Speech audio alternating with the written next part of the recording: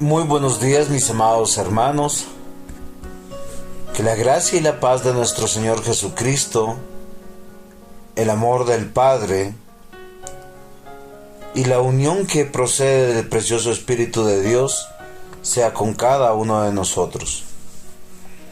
Vamos a ir a la palabra del Señor en el Nuevo Testamento, Colosenses capítulo 1, versículo 8. La palabra del Señor dice de la siguiente manera: quien también nos ha declarado vuestro amor en el Espíritu. Es interesante que sigamos hablando de Epafras. Lo primero que se encuentra de Epafras es que es nuestro consiervo amado. Pablo y Timoteo se refieren a él en calidad del mismo encargo. Ellos tienen el mismo servicio. También es un fiel ministro. O sea, aquel que es servidor, es ministro de la iglesia y ministro de Cristo para la iglesia. Acá dice en el versículo 7, un fiel ministro de Cristo para vosotros. Y es cuando comienza el versículo 8 que dice: quien también nos ha declarado vuestro amor en el Espíritu. Lo que en otras palabras nosotros tenemos que comprender claramente, que el amor que procede de Epafras es fruto de la obra del Espíritu Santo.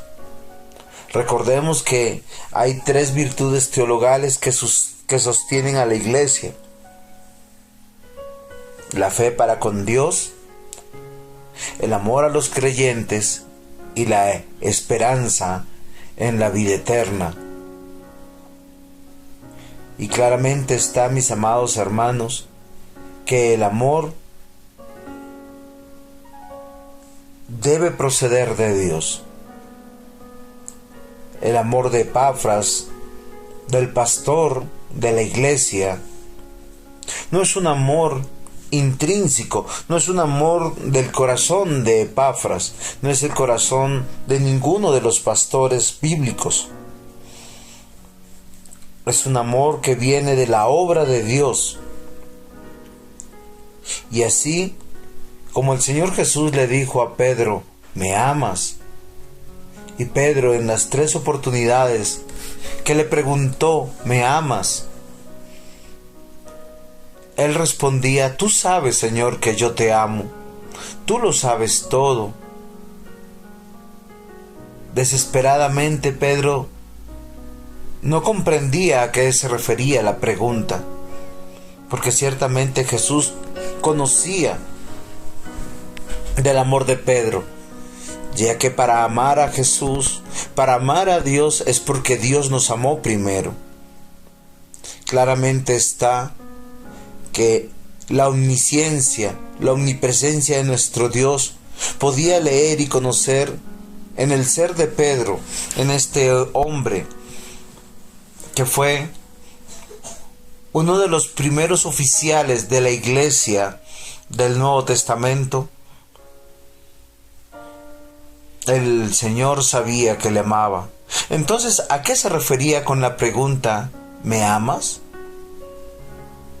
Porque el Señor le respondía, cada vez que Pedro decía: tú sabes que te amo, le decía: apacienta mis ovejas, pastorea mis ovejas.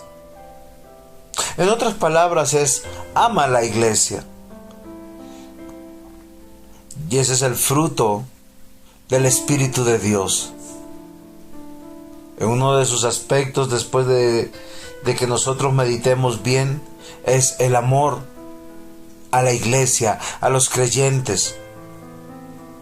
Y claro está que tenemos que reflexionar que humanamente nosotros no podemos obedecer, no podemos amar en nuestras fuerzas, porque para amar nosotros tenemos que saber claramente que debemos entregarnos todos,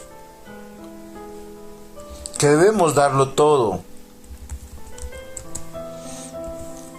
que debemos saber que la preeminencia del amor está sobre todas las cosas, que el amor es sufrido, es benigno, que no tiene envidia, que el amor no es jactancioso, no se envanece, no hace nada indebido, no busca lo suyo, no se irrita, no guarda rencor, no se goza de la injusticia, mas se goza de la verdad.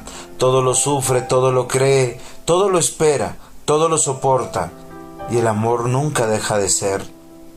¿Por qué razón? Porque estamos hablando del amor de Dios en medio de la iglesia. Todo verdadero cristiano debe saber que somos hermanos unos de otros y que el amor de Dios no solamente es una virtud, es una expresión de la obra de salvación. Y quiere el Señor que nosotros podamos vivir esta realidad, porque quien ama a la manera de Dios está amando a la manera de Jesús, dándose, entregándose, viviendo, luchando por ella.